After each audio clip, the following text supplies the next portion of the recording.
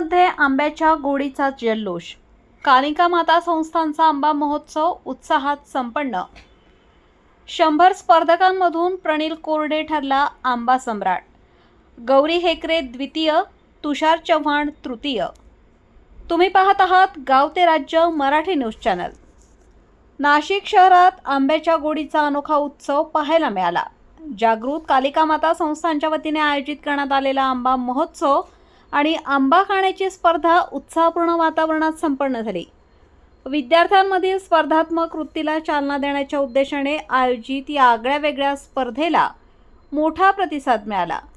स्पर्धेत तब्बल 100 विद्यार्थी आणि विद्यार्थिनींनी सहभाग घेतला होता.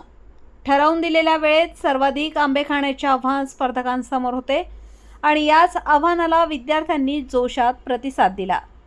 चुरशीच्या या स्पर्धेत प्रणील सुशील कोरडे यांनी प्रथम क्रमांक पटकावत विजेतेपदावर नाव कोरले.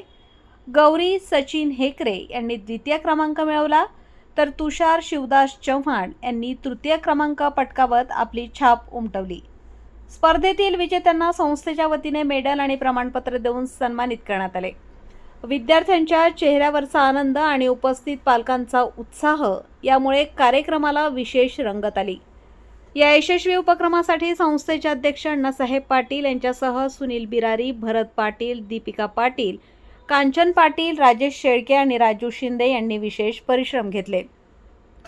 आंब्याच्या हंगामात विद्यार्थ्यांसाठी आयोजित करण्यात आलेल्या या अनोख्या स्पर्धेमुळे मनोरंजनासोबतच सहभाग आणि आत्मविश्वास वाढवण्याचे काम झाले असल्याची भावना उपस्थितांनी व्यक्त केली. आंब्याची गोडी आणि विद्यार्थ्यांचा उत्साह या दोन्हींचा सुंदर संगम म्हणजे कालिका माता संस्थांचा आंबा महोत्सव. संपादक विजय धामणे, नांदगाव, नाशिक.